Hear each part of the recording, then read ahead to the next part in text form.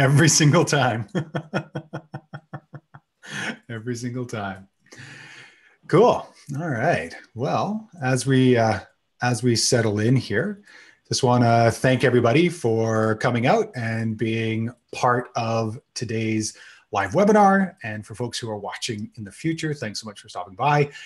If you like the video at any time, feel free to hit that like button. And if you'd like to subscribe for more videos like this, feel free to hit subscribe as well. So a little bit of background. My name is Javin Kirby-Bernakovich. I own and operate All Points Land Design, as well as Permaculture BC and another company, which we'll get into at some point, I imagine.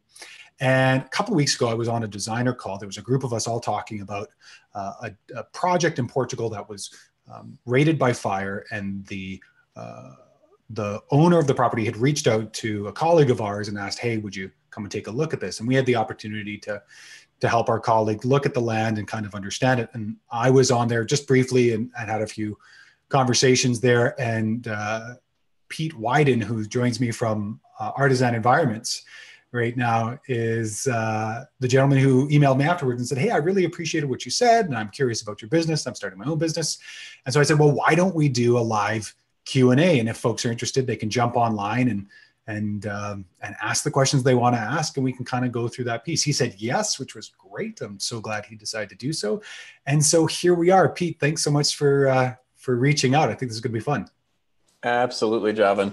Yeah, I'm excited to get into some of the things that I'm curious about myself, but through the Facebook group, the Professional Permaculture Designer, that I am an admin in, I've been learning so much about the types of things that PDC grads, other people are wanting to know about the business of permaculture design.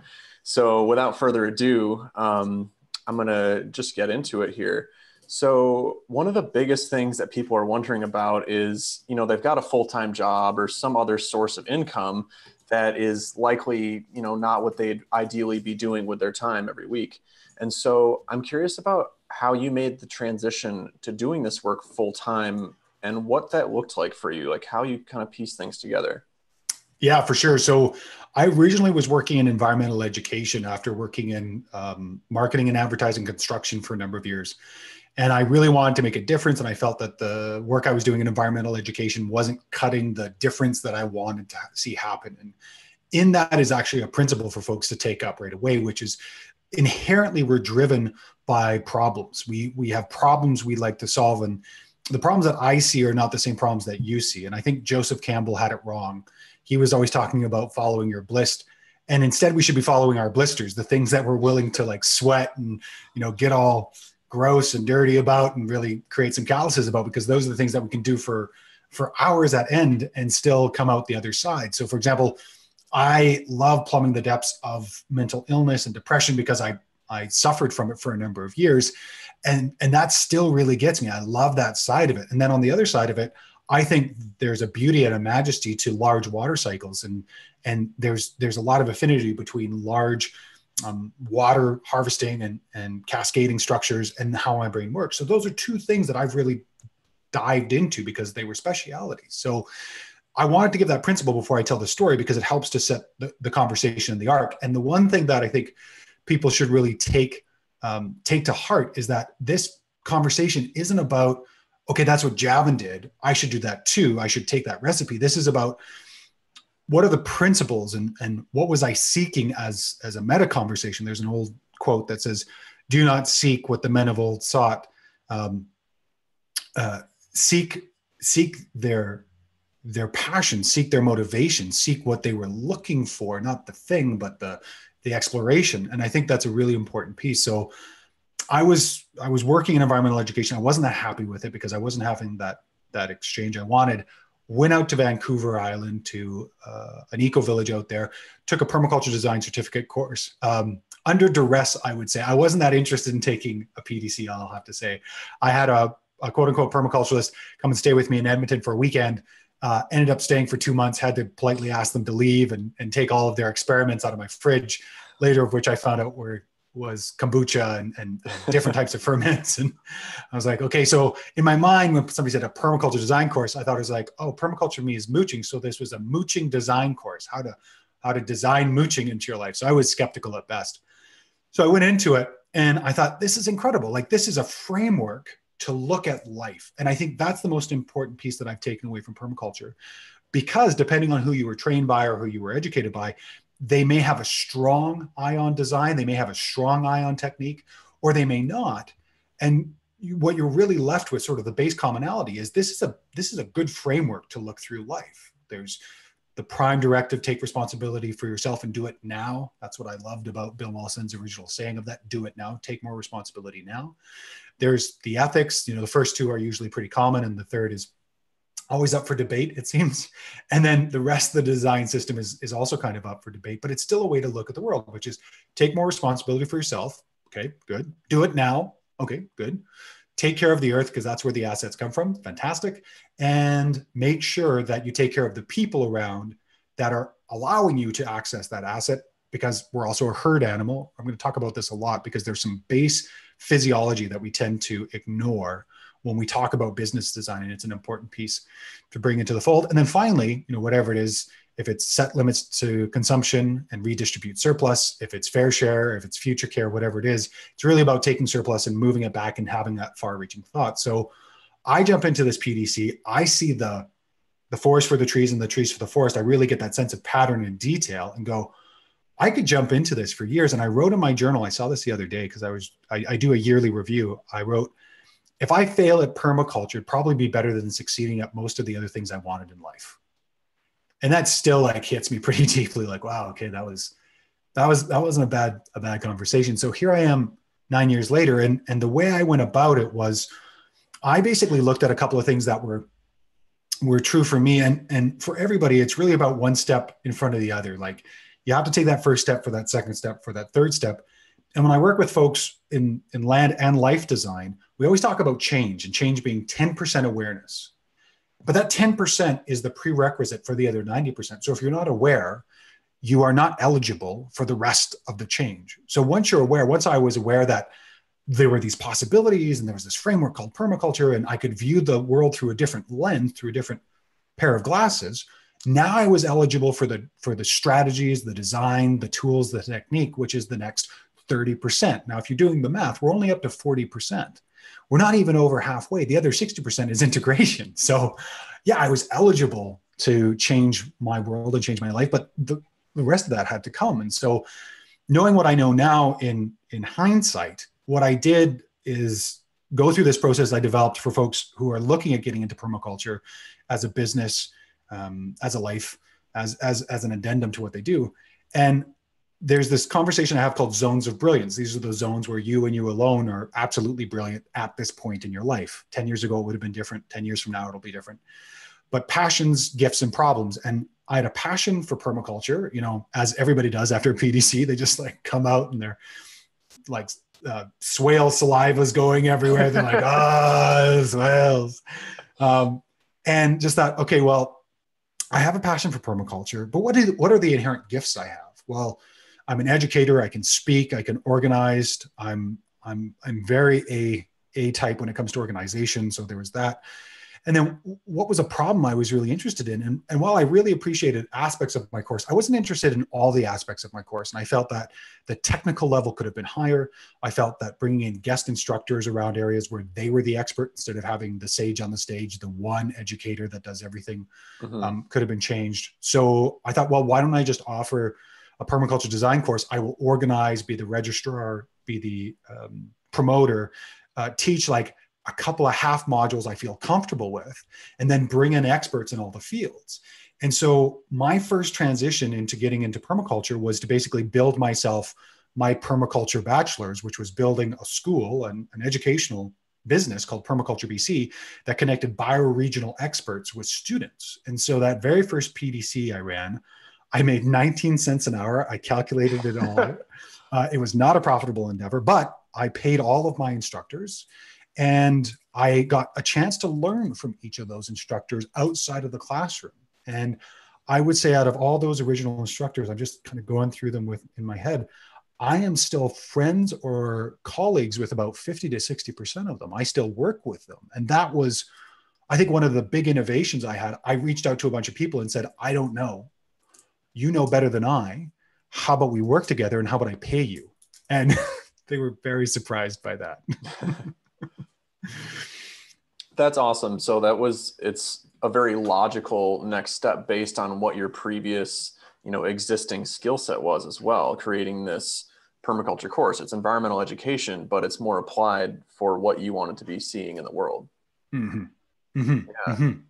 Yeah. And yeah. in that, I just built out. So when there was an opportunity to work with one of these individuals, I worked with them. When there was an opportunity to go and spend time and just donate my time, I did it because, and I'm going to bring this up a few times. This was looking at your questions. This was an answer to a bunch of it, is that out of a 2-week course, you are not eligible for much. Right. Like you're not eligible to go take on 300 acres and get down to a grassland specialist aspect, because chances are you weren't a grassland specialist coming into a PDC. Mm-hmm. And I think most people need to take that PDC as what it is, which is one of the best buffets of education out there. Like you're going out and you're having a little bite of everything, but you need to remember that at the end of that buffet, you're not trained as a chef to reproduce that meal. Right. Yeah, that's a really important piece of it. And a lot of people that I talk with, I personally happen to have a master's degree in landscape architecture, and most people don't have a degree like that. So yeah, it really comes down to starting to work with people where you're at and getting that experience on the ground. So I'm curious about what types of projects you have been doing and how that's changed over the years. And not wanting to put too many questions into one, but also kind of what's your bread and butter project these days? Sure. Yeah. So I started off with, what was the very first projects I worked with? I worked on a pond design for a grant. And I learned a very valuable lesson that most projects that work with living systems that are underneath a granting structure or boundary tend to have issues. They tend to have conflicts because they wanted us to do the evaluation for this pond within the rainy season of the climate I was in. And every single excavator driver I spoke to said, this is dumb. Yeah. you should wait till summer. You should be waiting until summer to take a look at this. And that was a really interesting insight into non-for-profits in the world of granting, because they're not compatible all the time. Sometimes they can be, but I started off with that. We worked on a fencing project. We did dry stack stone projects, which were very educational. I learned very quickly, I don't want to be a stonemason for the next 20 years of my life. I don't think my body wants it either. And then I worked on a backyard. I did a backyard design. And again, I knew a brilliant designer. I said, hey, I'm brand new to this. I want to basically give you the entire fee, which wasn't much. But I want to go to you. And he was also a nursery. So I want them to source the plants. So basically I just gave away the job to them to learn. And I've done this with everything new that I don't know. So recently we did an interesting project about a grassland restoration conversation. I think that's why I spoke about it before. And I have some experience in grasslands, but I wouldn't say by any stretch of the imagination I've done it for 20 years. I haven't. And so I reached out to a friend and colleague, and he helped walk me through it. So I paid him his fee. I learned a ton. And I'll probably do that 2 or 3 more times before I take it on. But every time I do these little projects and I take on something new, I evaluate if I love doing it. And I don't think I'm crazy about pasture restoration. And I don't think it's something that I'm super excited about. I'm highly competent because I checked the work that I did just on my own against what he said he would do. And he was like, perfect. Like we're coming up with the same solutions. And then after that, the way I work is I have 2 or 3 other designers that take a look at my work always. Because I think for me, the product I've put out for folks has been exponentially better because of the people I brought in who've been like, you're crazy, or, oh, that's fantastic. I would have done this, but actually that's a better solution. So when I bring these people on, I literally tell them, tell me why I'm wrong, or I'll be a bit more crude because that's who I am with some of my good friends. And so those projects kind of developed over time. And then because I made so many relationships and made so many collaborations, I got invited to do work in Kenya and Uganda and then Cuba. And then because I opened myself up internationally, I got invited to consult in Mongolia and India. And so now all of a sudden I had this international consulting piece, which was really interesting, which I didn't set out to do. I just constantly was open to and sowed a lot of opportunities. And that is how all of these projects came out. Somebody said, "Oh, hey, I'm interested in such and such," or "Hey, we've got this piece of land. Would you be interested?" And it was just yes all the time. Because when you're beginning, you have to say yes to everything until you get to a place to where you can be more discerning. And so backyards, went to international work, went to some large scale work, went to some bank slope stabilization work, which led to some container gardening work, which then all of a sudden there was this random, because I was friends with so many people, I got an invitation to look at a 3,000 acre community. Wow. And I was scared out of my boots, just like total honesty here. Me and my friend Rob Avis have this great design that we always use for describing about design. And over here is the tangled web of everything you don't know. And it's kind of how you feel when somebody says, "Hey, would you design this?" You're like, okay. And then it, like, you start to get a sense of it because you start to constrain it through boundaries, and you design by both addition, but I think design by subtraction is even more powerful. You start saying, well, that's not there, that's not there. And so this line starts becoming more and more and more and more normalized, until you get to a general line that starts to make a little bit of sense. And so now, 9 years after the fact, because I took my PDC in August of 2009, now I work primarily with farmers and property seekers or property owners who are trying to improve or get the most out of their property. And one of the main things I do, because that's a really nihilistic, it's a very extractive way of looking at property, and it's actually part of the problem. What I do is I help contrast. And so part of the bread and butter is starting to help people with what's called holistic context or holistic life context, as I've modified it, to understand what their big scope is. So that way they can then go back to the property search or back to the property and go, okay, well, that might not be viable. So I was speaking with a couple this morning who reached out 2 months ago. We're building a context for them. And theirs is such that they really need to understand what it is they want, because they have so many options. The money isn't an issue, and the constraints about lifestyle are an issue, and they want to do good things by the land. So how do we deploy the assets that they're bringing to the design conversation and deploy them well? So that way they not only work the land, but they work for the people. Because if the people end up getting to a place to where they throw their hands up in the air, they're going to leave the property, and they're not going to be able to do the work that drives me, that drives my core. And so I think that's an important piece. So I would say sort of large scale properties these days, pre-property assessment has been a big thing as of late. And a lot of holistic life context, and a lot of folks kind of ironing out the issues to make sure that they can do really exceptional work on the ground. Very cool. So as part of this, we're going to obviously be zooming in and out, and this is a more detailed question right here about kind of the inner workings of your business. So I'm curious about you're doing this more holistic life design type of work as part of these actual, land management or geomorphic design plans, as you've referred them to. So I'm curious about how you actually bill clients and charge for work like this, when it seems like it could be so amorphous when you're working on such a holistic scale. Yeah. Well, first and foremost, the conversation of exchange of value always comes down to what the problem is. And I think this is something that folks don't think about. We're exceptionally rare in the space of design. And I see that couple of friends and colleagues are actually on the call. So big hello to Jamie Wallace of Jan Designs, Lindsay Meads of Regenerate, and Luke Kimmel of Regenerate as well. Just exceptional designers in their field. If you're in Nanaimo or Calgary, respectively, definitely check them out.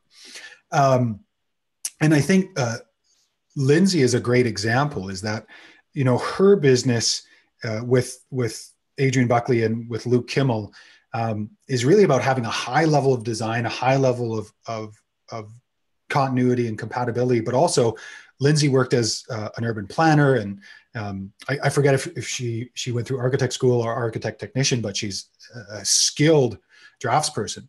And so coming to somebody and understanding their problem, as they do with a lot of school groups, is really important. Like, what's this problem that you're trying to solve? And this is a question that we very rarely ask, or in my experience, that we very rarely ask within the realm of design. Design for me is diagnostic in scope. And so when we go to a doctor, some of the most important value we receive from that doctor is the diagnosis. It's 80% of the value. We go to a doctor, especially in your country, getting a good diagnosis is important because treatment varies so dramatically. Yep. Like the issues with healthcare in America have literally created entire cities dedicated to healthcare treatment in Mexico, where people flock down there for vacation because the vacation plus the treatment is cheaper than getting the treatment in America. So diagnosis is so important. So if somebody was going to walk into you and walk into your office and you were a doctor and you said, great, you need a swale, without asking them any questions, that would be a little backwards, and is, right? That's a backwards way of looking at it. If somebody walked in and said, I want a farm, and you say, great, I'll give you a farm, and off you go and you start designing and you don't speak to them, it's so backward. Like, here's the Advil. I don't need Advil. So what is the problem you're trying to solve is probably one of the most important questions I've brought to the table. And once we understand, okay, what are the problems you're trying to solve? Then the question of what is the cost of this problem? And I realized that a couple of years ago when I was solving a $7.5 million problem, and I was at some ridiculously low rate per hour. And I just looked at the investment, like the ROI on the investment of getting somebody like you or me or the folks on the call or the folks watching this who have steeped themselves in design, who understand this, who understand how geomorphic design works and how one thing cascades to another. For example, I was on this call this morning speaking with a mutual colleague of ours about this Portugal project that they're working on. And as I was viewing the landscape, he came across, because it was burned under fire in October of last year. We came across this one slide and he goes, yeah, this aluminum beer keg melted. And I'm going, oh, interesting. Aluminum beer keg, aluminum melts at 660 centigrade. This means that this was a firestorm, not a forest fire, which is a category of fires in Canada. Wow. That means that the soil was sterilized down to 1 foot to 2 feet. That means regeneration is 3 to 5 years minimum. Now think about that as a piece of information from a client's perspective.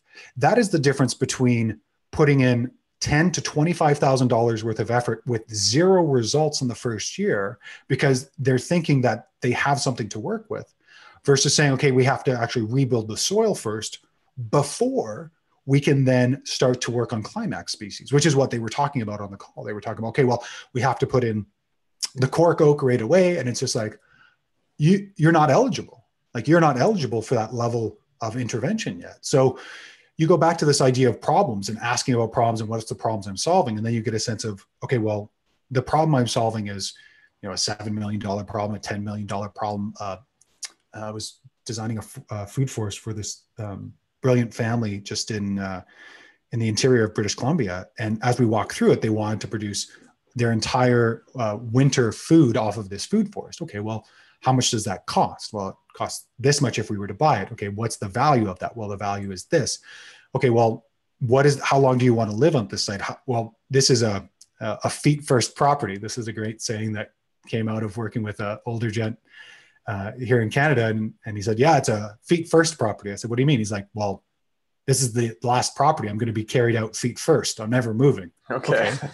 So now we're talking 60 years for this food forest. And you start doing the math. It's like, wow, this food forest could produce upwards of $250,000 to $350,000 worth of produce for these folks over the lifespan of the food forest. Okay, well, now we have to start thinking about that in scope, right?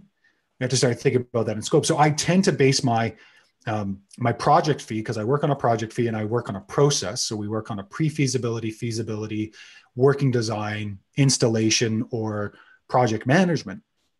And I work on a project fee. And I find that actually clients really like that because they're not worried about the extra hour. They're just worried about crossing the bar. And so, okay, we get across the bar and we're good. And then if I need soil test or anything else, I usually give them a range of what they can expect. And it's moderate, right? A biological soil test or a soil food web test is anywhere between $50 to $100.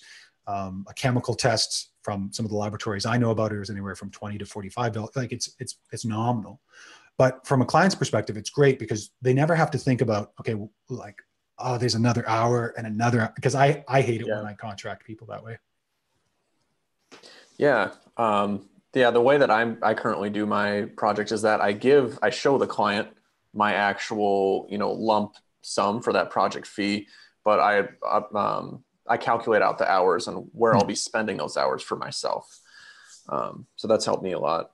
Yeah. So I'm curious about the way that you decide, do you have a normal radius from your permanent home that you like to work within? And then also tacking on to that, has international design work been consistently profitable or not for you? Go. Okay.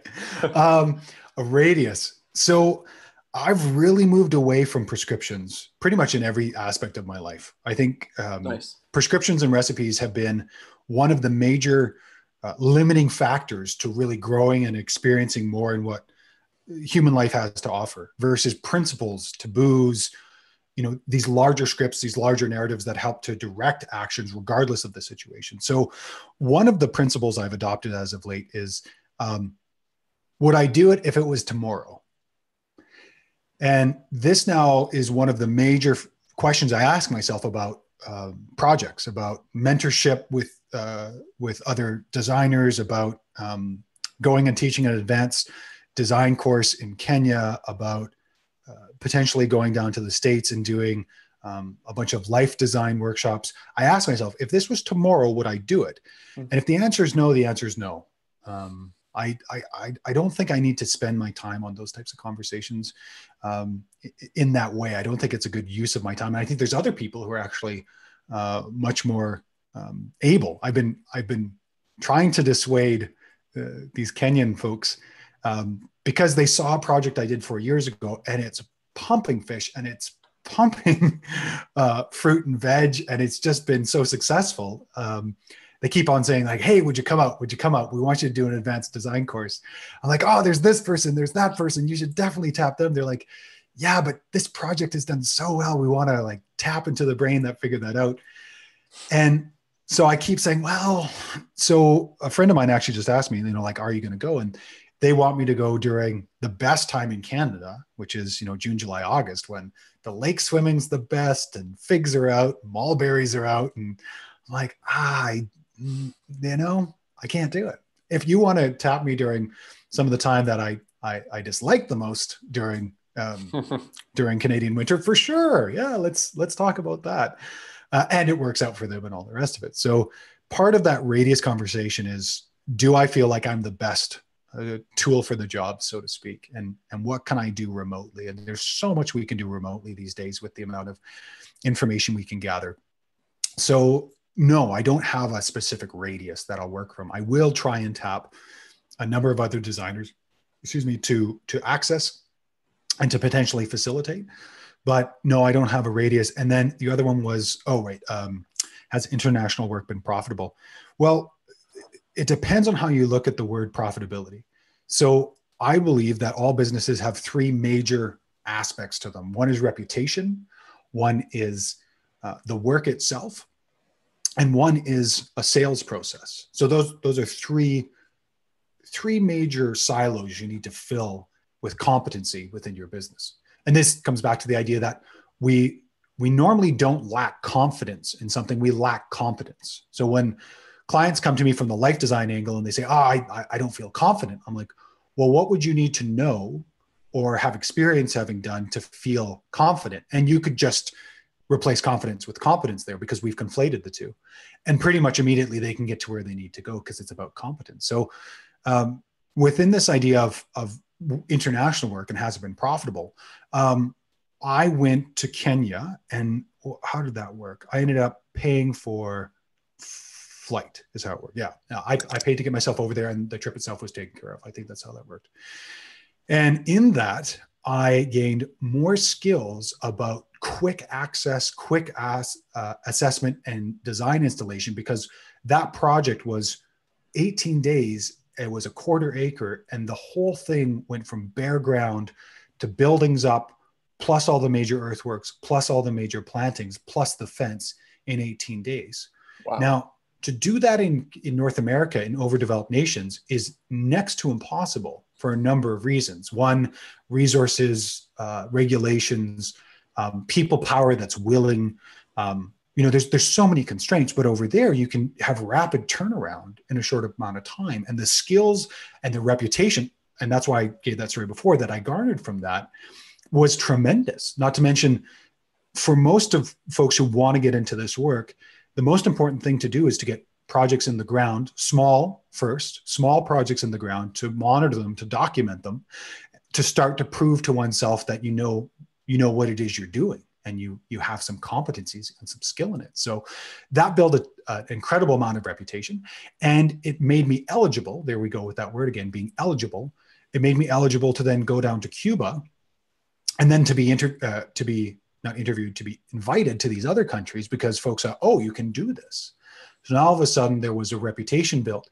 And in that, I had a sense of how to sell that conversation, about how to speak about it, to know what I could do, to know what I couldn't do, and to also have experience grinding it out. And that's one of the reasons why people love those types of permaculture design course or regenerative design courses, is just like the Cuba course. You go down for a 21-day PDC. This is with Ron Barazan, who's an incredible designer, great lead, and designed this all because he, of course, has those relationships. And I was just there to help. I was there to facilitate. And we're down there, and in, again, the last, I think it's 7, 8, 9 days, we design and install with our Cuban compatriots, and we transfer some of the finances from the students over to them and leave lasting impressions and conversations. And in that is one of the most worthwhile investments of time. Again, it's just interestingly coincidental that Lindsay's on the call. Lindsay was down as a participant, I think in the first course I was involved in. And she talked about how that experience really gave her the confidence to say, wait a second, this isn't as hard as it seems. I just have to make sure I have the good technical know-how and scale up when I can scale.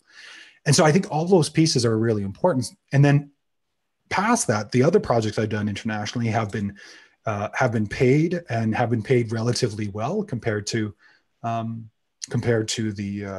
local economy. It's not design payment here, of course, and it can never be. But then it also leaves you open to invest in passion projects, the projects you're really excited about. So a good colleague and friend of mine was just down in Haiti and put in an installation in 9 days that will potentially take care of. I can't say it is right now, but it will if it's done, because there was 2,000 trees that were put into the ground, plus an incredible amount of annuals, plus passive water harvesting, plus. That'll take care of 40% of the caloric needs of that village. And they were blown away. They were talking about how the NGOs that have come for the last 9 years just talk. They stay in the big hotels, they eat the good food, they come, they give the PowerPoint presentation, never swing the djembe, never work with the people, never sleep on the floors or sing the songs or immerse themselves there. And they were blown away. The local pastor brought him aside and said, I'm blown away at what you were able to do in 9 days. And so with that conversation, we were talking about, he's like, man, you got to come next year. It's like, great. He's like, I have no money. I'm like, great. Let's go down and make sure that we do something of exceptional value. And then jog myself. I'm just going to own this, jog myself when I come back into overdeveloped, overregulated, over-certified world and go, well, this can be very simple. This doesn't have to be too complicated. Right. That's awesome. So I'm going to bring things back around to people who are just starting, a design business or even just thinking about it. So I'm curious about This is kind of a weird question, but there's might be something in it. So how many hours per week would you say someone might want to make time for when they're starting a design business if they also happen to have a full-time job? Mm, that's a good question. And maybe what activities are most important? Sure. Yeah. No, it's a really good question. It's something that I've dived deeply into because I taught and hosted a number of permaculture design courses and other types of regenerative living, regenerative agriculture courses. So I started to add a lot of that conversation at the end of the course into it. Like, what are you doing? Where are you going? How do you transition? How do you transition well? And what I would say is, first off is you need to take a step back and really understand your context. And I'm a broken record to friends and family and colleagues. You need to understand your context. Who are you? What are you searching for? And what's the state of being? Not just, I want to have a design business. Well, what's behind that? Well, I want to feel like I'm having an effect on the world that matters. Okay, great. That's a great place to start, because then you can start to test certain ideas. Because a lot of people come out of a PDC with delusions of grandeur and false assumptions. They get the sage on the stage or the deity, the guru worship, and they walk out there like, I have to be Sepp Holzer or I have to be Jeff Lawton. And that's probably one of the biggest wasted opportunities, because there's only one Pete, there's only one Javin, there's only one Jamie, Lindsay, Luke, Chalet. Chalet's on here too. Another great designer up in Kamloops. Just stunning designs that Chalet does. I had the pleasure of consulting on one of her projects. Just stunning. Chalet, so glad you're here. And it's most important to actually turn the lens back inward, to turn the mirror and go, okay, wait a second. What am I about? What am I fascinated about? What am I really good at? Right. And I've had a number of colleagues who I taught holistic context to, who then started to apply it to their clients. And then we're like, you know what? I really don't like adopting those types of problems for my clients, but I see the value of it. Would you mind doing the holistic context for my client? And then I'll take the design. Great. Awesome. Happy to do it. So that's an interesting piece, right? That's a great example of, after PDC, how much time should you be putting into this business? Well, what is it you're trying to accomplish? Are you trying to accomplish an urban business, a broad scale business? And then how do you translate that into hours? Well, that then comes down to your context of, are you able to take on additional time put into these development without losing the thread of your life? Do you have the personal burn rate, which is the amount of money you need to live on a monthly basis? Do you have that set aside by working 20 hours a week, 40 hours a week, 10 hours a week? Can you scale that down or can you scale that up? So already you're starting to think about constraint-based design. And in that, you get a sense of what you have to put towards that business. Now, most people will say, put as much energy as you can into it. And that's just, again, a recipe that has nothing to do with context. It's not a principle. So the principle is, what's your context? What are you actively doing? Do you have enough money to take care of the family and food and all the rest of it? And if you do, great. What's the time left over and what can you put into this? Well, I can put in this much time or this much effort. Great. That's the time you should be putting into it. And then you should be hyper aware of intuition and feeling what's driving you. Because if it's a struggle, if it's a strain to always come and learn a little bit more about oaks, or to learn a little bit more about alders, or to learn about how flow dynamics are in large scale water catchment, chances are you might be walking down the wrong path. That might not be the path that you're actually that keen on or interested on. If it starts to feel like school, it's a bit of an issue. So it's also about directing yourself towards these sweet spots within your zones of brilliance. For those that are interested and folks are like, yeah, this is the way to go.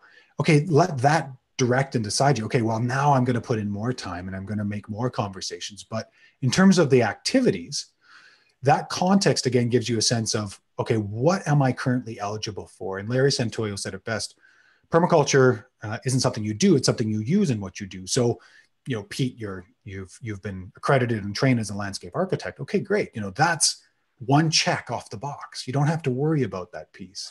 Now you need to go down and say, okay, so the technical aspects of geomorphic design and integration between living elements and non-living elements, and the regulatory aspects of an area, and the client wants and desires and needs, and this wonderful Venn diagram of these three. What of those am I weak on? And now what we're doing is we're hunting knowledge gaps or experience gaps, and that's an important piece. That then takes a look at, I use something called a life wheel assessment.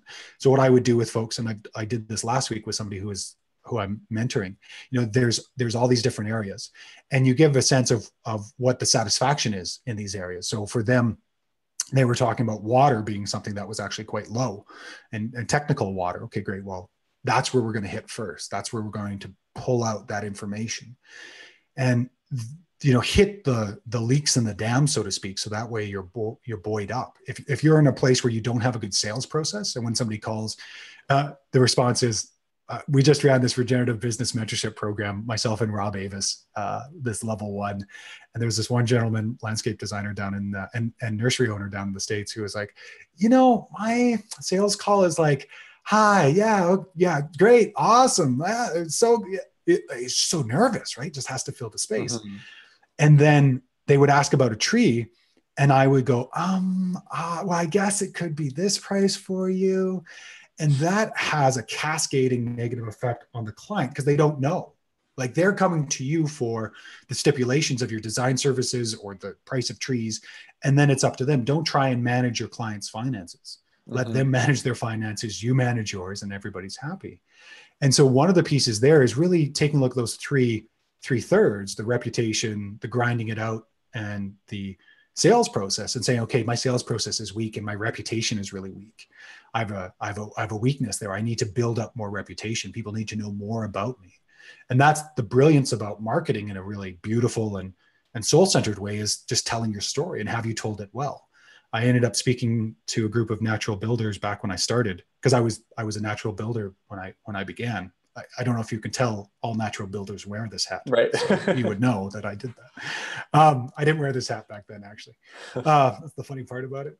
But I was asked to speak to a bunch of natural builders during the Natural Building Colloquium, which is a gathering. And they said, we want you to talk about marketing because you're quite good at it. I said, sure. And I wrote one thing on the piece of paper, and I sat down and I just waited for people to get angry, which is an interesting presentation style, I would say, which was, if you're not willing to tell people what you do, don't do it. And I just sat down, and there was two old school natural builders who got really upset, and I create friction so we can create conversation. And as we were building this conversation, they felt obliged to have to tell people, but they also admitted to themselves that they felt entitled that people should be coming to them. It's a powerful observation of a story or a script or a belief, a narrative that's running your life. People should be coming to me. Is that the case? Is that true? So, if you're not willing to go out and tell people what it is you're going to do, if you're not willing to do that reputation, I think that's a big piece. I think the other thing that folks might be interested in is, Rob Avis and I did a series of podcasts with Diego Footer of Creative Destruction, formerly Permaculture Voices, about these principles. And you can get into the first 6 principles. We're doing the next 6 probably within the next year here. And just thinking about these principles, like, we will be profitable, we will not subsidize. And thinking about, okay, if I'm going to be profitable in a design business, how is that going to happen? And literally working it out in your head. And then asking questions like, okay, am I in a design business that has gazelles or field mice? And this comes down to the fact that you can hunt a gazelle or you can hunt a field mouse, but how many field mice do you have to hunt to get the same protein content as a gazelle? Mm-hmm. And it's still a hunt. You still have to go after it. And usually it's a lot harder to hunt these little field mice. So in that, it's also about positioning yourself in a way that you have accessibility to a market that will be profitable. There's a number of folks that have reached out this past year saying, I'm in a small town, I love design, but I don't like traveling, and there's not enough people to support me here. Okay. Well, what do you suggest? Well, you've already told yourself what the answer is. Like, there's not a magic bullet. If you're in a small town, you run design, you don't like traveling, you're going to exhaust the potential folks who are interested in your work. You're going to have to diversify. You're going to have 5, 6, 10, 12 different streams of income for your income watershed that'll flow at different times. Landscape design and installation flows at different times than education, and even design and installation can have different flows as well. But all of that is about being a designer of one's life, and to live life by design, not by default. And that's where I think what should people put their energy into is they should take a good assessment of what they currently have in terms of skills and attributes, including those 3/3, and where they feel weak, and then starting to seek and high grade good information from excellent sources to then bring that into the fold of what they do to fill out the areas where they're weak. That is awesome. And so helpful for me personally as well, because I've tried and failed and failing is good, of course, because you learn a lot about yourself and what you're doing, but tried and failed at so many different things because I just kind of dove in thinking that, oh, I'm a designer. I should just do design and not actually taking that deeper look, planning things out. So I'm curious about if you have any resources either from you or others that you'd recommend related to this sort of kind of pre-planning life design before you even think about starting a business. Yeah, absolutely. So I did a podcast. Well, allpointslife.com will send you to the business page and the business design page, the holistic life context, the zones of brilliance, and the limiting belief and mindset strengthening on my page. And there's a number of resources there. Also a number of podcasts.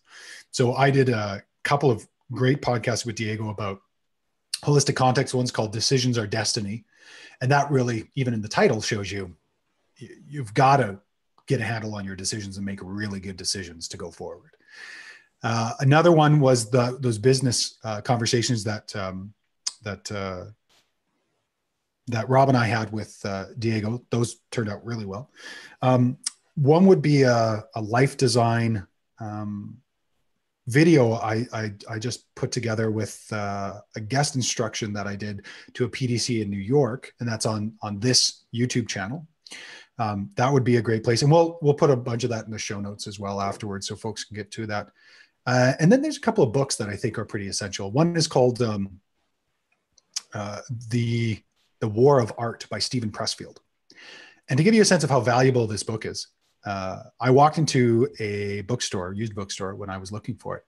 And I asked the guy if there was a used copy, and he goes, "There is no used copies of Stephen Pressfield's book," which I'm sure is an exaggeration, but it proved very true as I was looking for used books. I tend to be pretty frugal in the way that I look at things.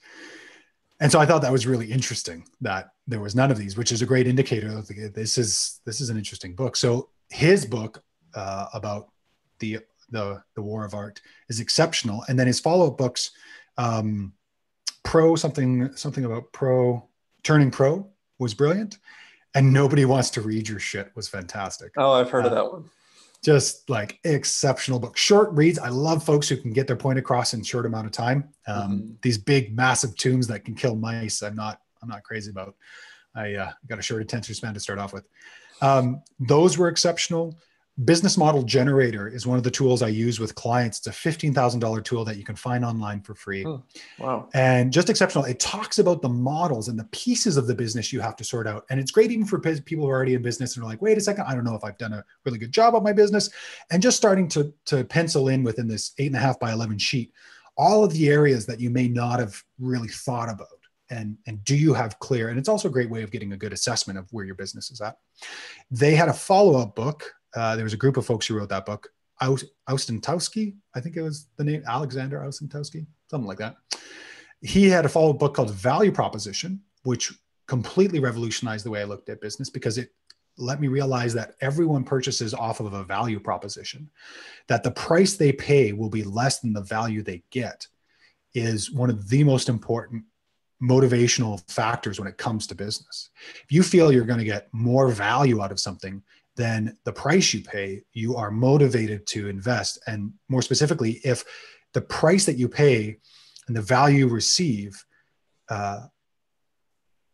addresses the problem you're after acutely and gets you to the island of solutions across the sea of frustration and woe, you get really excited about that. And that's a big part about propositioning yourself well and speaking your story well.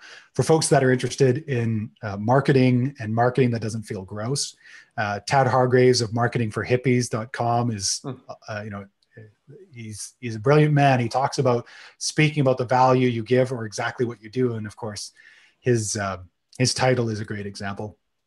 And then Rob Avis and I have a podcast that's about to be released. It's like months or weeks away, maybe days away, depending on how this all goes, called Uncertified Rational. The idea that we're so certified in everything we do. And the story was actually originally from a friend and colleague and designer, Darren Darty, who was working for a royal of Morocco, if I've got the story right. And they had 12,000 acres or something to that effect. They were destroying the soil, but they were organic. And he was so confused because organic in his mind was completely conflated with regeneration, which of course it's not. Mm-hmm. And Darren said, we should move off of being organic and we should just work on doing really good work on the soil. And brilliant designer Darren is, and his Rex program, his online agrarians training program, brilliant program to be involved in. And the monarch said, well, or royalty or whatever it is, said, well, what will we be then? And Darren said, well, you'll be uncertified rational. And when I heard that, story he told me, I thought, I'm going to have to use that at some point. So when this idea for a podcast came up, I told Rob that, and he goes, oh, that's good. And I talked to Darren. I'm like, is it okay if we use it? He's like, yeah. Or however his Australian accent sounds like, obviously right. I'm not doing it well. And so we're focusing on a lot of the opportunities that people don't normally see. So for example, we've done an episode on the monster of urban ignorance. And when you have a population of people who have been constantly urbanizing for the last 100 years to the point to now we're at a tipping point of folks, just desertifying the agricultural sector for the urban sector, both desertifying in populace, but also in terms of biology. You get a lot of people that don't have the inherent logical connections of where their food comes from. They don't know how it's grown. They don't know the processing. There's all of this disconnect, ignorance, which is an opportunity for farmers, an opportunity for designers, an opportunity for installers to bridge that monster of urban ignorance by providing a value proposition that speaks to that tells that story, that helps them understand where that food comes from, which is in and of itself in this day and age, a value piece to give them in exchange and in business. The other one we just did was a concept about anti-fragility, concept by Nassim Nicholas Taleb. And that concept has been such a game changer for design, because now I've put it directly into my design process that I build anti-fragile properties that improve with volatility. And that changed my mindset completely about what I was looking at and how I was taking in design and how I was looking at property. So now I'm looking at fragilities and fragile points on a property. So holistic management talks about weak links, which is great. Like that's the reason to keep an open toolbox, because after permaculture, you're eligible to take a look at all these tools and bring them in, but don't stop. I think it was David Shaw who said a PDC is a great place to start, but a terrible place to stop.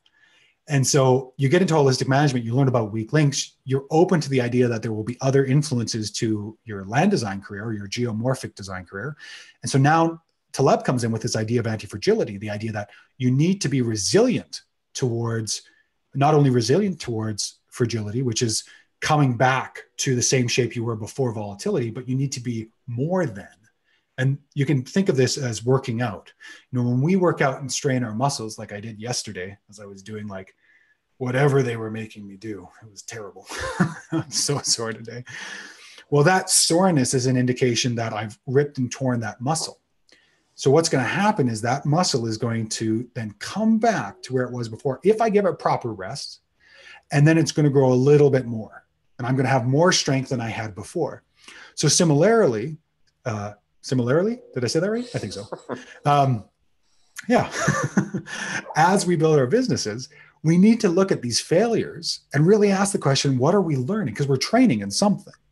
We're training in some conversation. And a friend and colleague had a terrible review on Google that followed him on his next business. But it had nothing to do with that business. The person who had written it just said, oh, this is you. I'm going to finally put this review down. And I ended up seeing it because I was looking for his number, couldn't find it. I was like, oh, that's weird. Like I know his work, he's exceptional. It's award winning. And here's this 1.6 on Google. Well, we are moving to a rating society where we look at the ratings to make our decisions upon what we pick up. And I just said, hey man, like I know this isn't you, but this is a great opportunity to retell the story about who you are and what you learned and all the rest of it. So he turned that into a blog post that just adds to the story, adds to the point of view, and just differentiates himself out of the pack. Because as more of us get into this field, and it'll be very hard to get to saturation because of the amount of work that needs to be done. And as my buddy Rob Avis likes to say, there's a massive tidal wave coming for the work that we do. And you just need to be ready to ride that wave. Well, what this gentleman has done is he's differentiated himself in the pack by saying, mistakes exist. I made them. Here's what they were. They weren't my current company. Here's what I learned. Here's how my design business is totally different. And here's all the examples of it for the last 10 years. Thanks so much for the bad review, but you made me stronger. Thanks for the dumbbells I had to lift. And so that anti-fragility, as we're building our process and building our capabilities, it's a really important thing to keep in mind. That's awesome. You may have noticed the sun is chasing me around the room here. This has just been wonderful. So Javin, we are at 55 minutes. I don't know if you want to try and take some questions or riff a little while. It's up to you at this point. Yeah, well, I know that we've got a couple of folks on here, and I'll just leave it open for them to put questions onto the webinar bar over the next couple of minutes. And if you have any more questions, I'll answer you, and then we can go back if there's any questions from them. But if anybody has to leave, I just really want to thank everybody who came to watch on the webinar and the few folks who came to watch on YouTube. I think this field of geomorphic design, this idea of regenerative land design, I use geomorphic because it doesn't have any qualitative aspects to it. And regenerative inherently has a qualitative ethical conversation to it. Geomorphic is just saying we're going to use the patterns of the landscape and the essential elements, and we're going to use them, and we're going to have our design conform to them instead of trying to make them conform to our design, as so many people do, right? It wasn't you. I just came off of a client call, and I was talking about another client of mine who bought 100 acres of land here in the Lower Mainlands, turning it into an incredible farm to help with a social initiative, help reform people who've been highly addictive. And I was looking at road patterns to bring in the central road. And so I gave them a bunch of options, and they said, when I was a young boy in Germany, I was looking at this little book about farms, and there was a road, and it was straight, and there were all these trees. It's beautiful. That is a good thing to have on a farm.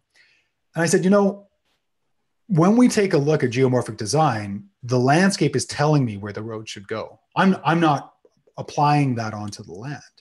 And if we put this road here, it's possible. Anything's really possible with enough time, money, and energy. Uh-huh. You're gonna go across two drainages, and it's going to be anywhere between 3 to 5 times the cost of going along this contour or going up this ridge, because you have to factor in maintenance over time. And so this farm you put in, and the Romans were brilliant at this. They were really aware of where to place their roads so that way they didn't require maintenance. And that's why the asphalt road down the street that was applied 5 years ago is in degrade. And the road I was just looking at on some feed yesterday of 2,000 years was still there and flourishing. Uh-huh. And so that piece is really important. Like when we take a look at applying the conversations we want, and it's the same with language. If you say, well, what we're doing is regenerative, that's actually an ethical conversation. It's totally up to the client and the individuals that they're going to take that in that regenerative way. What we're doing, though, in actuality, what the reality is geomorphic design. We're playing with the rules that are given to us, and we're working within those rules as guidelines. And this is where P.A. Yeoman's scale of permanence, I think, is one of the greatest gifts to land design, because it takes these large patterns of climate and topography and access and forestry and structure and water and access. I'm getting them messed up. And playing within those patterns. And so that way, if we have this interesting sort of shape, we're not placing something that's totally outside, or if the client asks for that, saying, as I do in many of the assessments I do, great, you want a garlic farm, but you live in a forest. Like, for time and money and energy invested, you're probably better taking a look at the harvested potential products coming out of that forest instead of garlic. And yet it's the human hubris that goes, we must have garlic. It's like, okay, you should probably grab another property, because for the time, money, and energy invested, probably better off going with a smaller property. And so sometimes, and this is true for a lot of the designs I do, to the point to where in the good fit call, which is another difference between me and everybody else in terms of how I design, I really try to make sure that the people I work with are a good fit for me and I'm a good fit for them. And many times I send them on to other people because it's, just not a good fit. I'll talk about how positive negative could be the outcome. Well, what's a positive negative? It's not the outcome you wanted, but knowing that ensures you're not going to spend a huge amount of time, money, and energy into this specific design. Right? Like, this isn't the property for you. This is not the property you're looking for. Go find another property. But we've already sunk all this money in. And then you get into bias. You get into cognitive bias. That's called confirmation or sunk cost bias. Just because you put money into it, it's a good thing. That's not equation. Just because I spent money on something doesn't mean this is necessarily the best option out there. Mm-hmm. And so that can be, again, one of the great services that we can apply. I did this recently with a client where they're looking at properties, and already we took the province of British Columbia and we've clubbed out 99% of it as not being eligible for their wants and their needs. So now we're down to the 1%. That's more important than adding more conversation. Subtraction via negativa, designed by via negativa, or the subtraction, really helps to reduce options. And I think that's probably what I do best now, is I just reduce options. So my designs definitely don't look like anything that comes out of a PDC anymore, or, fanciful patterns that are just stamped onto the property. More often than not, it's a list of things not to do.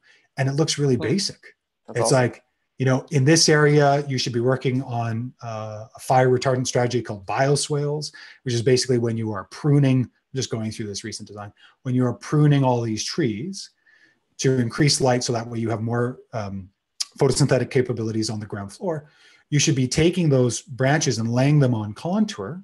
And then every time you go and do it, just keep laying on that contour. Well, what happens, and this happened in my area 2 years ago, I watched these brush piles that were left for years and years and were never burnt. I watched a firestorm, which has a high heat capacity, come up to these berms, which are basically uncovered hugelkultur, just slash piles that had been decomposing, that had absorbed all the water from the spring rains.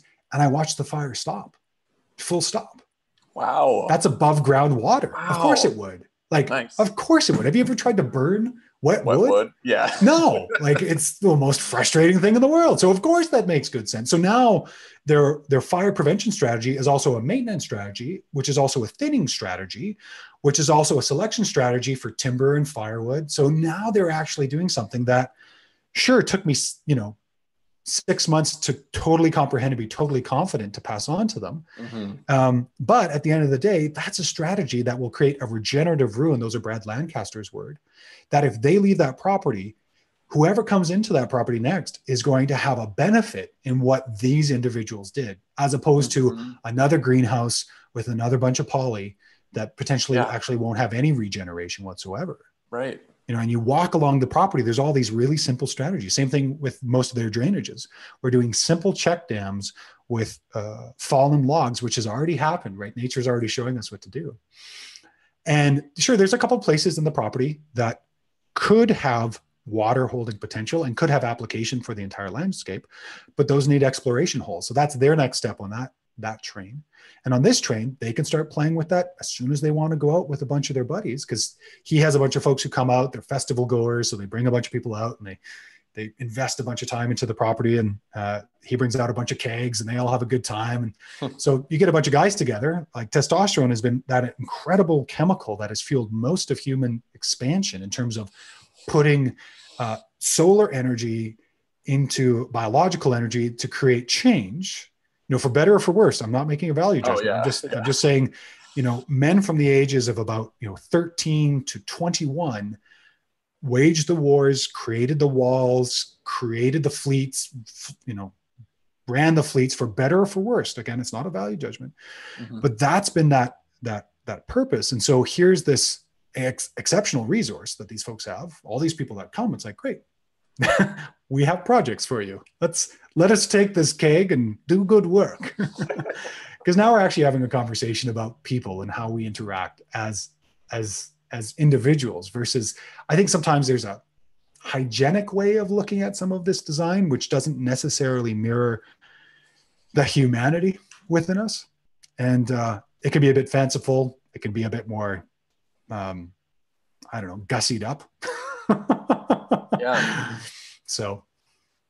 Well, that's incredible. I could listen to you talk forever, not just because you have a soothing voice.